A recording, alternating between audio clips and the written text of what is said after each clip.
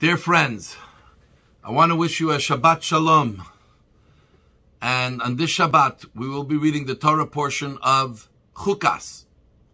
And Chukas has many interesting things in it. And the Torah portion starts with one of the laws that are considered a statute, a law without any logic that we can relate to.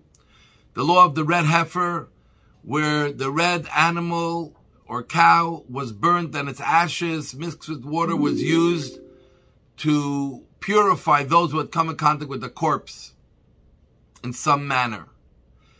We are told that this statute is the most outstanding one, that there's absolutely no logic in it, and actually there are many inherent contradictions in this mitzvah itself. Then we follow it by the story of Miriam passing away. And then we follow it by the story of after Miriam passes away, where there's no water and the Jewish people start rebelling. And Moshe is a little upset. And God tells him to go to the rock and get out water from the rock. He hits the rock and water comes out. But God said, you did not properly sanctify my name by doing what I asked fully, is talking to the rock. And therefore you and Aaron, who took part in this, will not enter into the land of Israel. And everything in Torah is not necessarily chronological, but it's all connected to each other.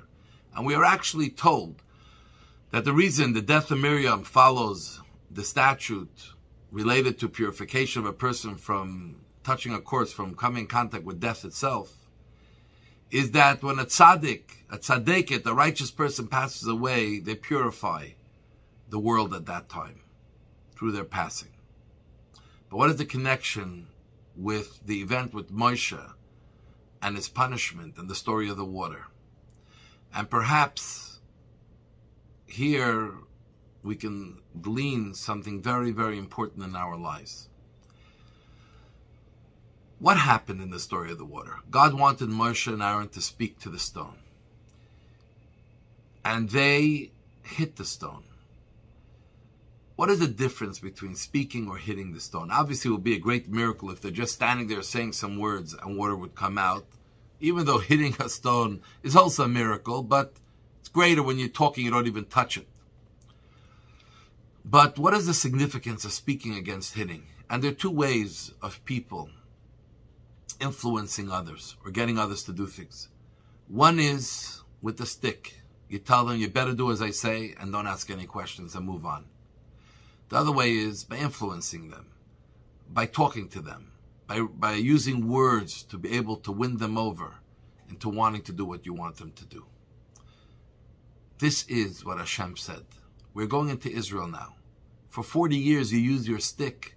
It was perfect because the Jews were not ready yet fully to listen and be influenced. They needed to be told exactly what to do. But now they're supposed to be mature enough to enter into the land and make the right decisions on their own. Now you have to talk to them. You have to influence them. And this message is also connected to chok.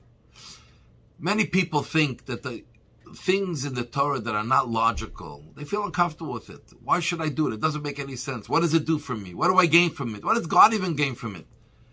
And sort of you have to do it because you have to do it. But even there are two ways of approaching it. One way is, this is what it says you got to do, just do it and don't ask questions and move on. The stick. The other way is that yes, it's beyond logic. Yes, we don't understand, we can't comprehend, it's not something that makes sense to us. But we have a great God. A God who put us into this world. A God who sustains us. A God who has made everything that we have in our life and gives it to us generously. We have a God who wants us to be connected to Him. And to God, this is important. Just like a husband and wife, a parent and child, we don't just give our spouse what we think they want. I know people who buy presents of what they think their wife or their husband likes, and their spouse is not happy. Try to find out what they like, what they want. Because if you want to make someone happy, you got to be in their shoes. So too a chok. We do a chok because to God it's important. Though it may not sound important to me, I may not understand it, but if to God, who I have such a relationship, who does so much for me, it's important, for sure I want to do it. That's the way of talking. And Judaism today, as the Rabbi we just marked his Yahrzeit would always say, has put away the stick a long time ago. Today you bring people up and influence them by positivity, by encouragement, by motivation. And so too, Judaism is full of beautiful things. Not everything we understand clearly, not everything we understand today. But it's all beautiful, it's all sweet, it's all special, and it's all, at the end of the day, for your benefit. So engage yourself in a way where you can learn and connect and have that feeling of the influence of Judaism, rather than just experience what maybe you've seen or had in your youth of the stick of Judaism.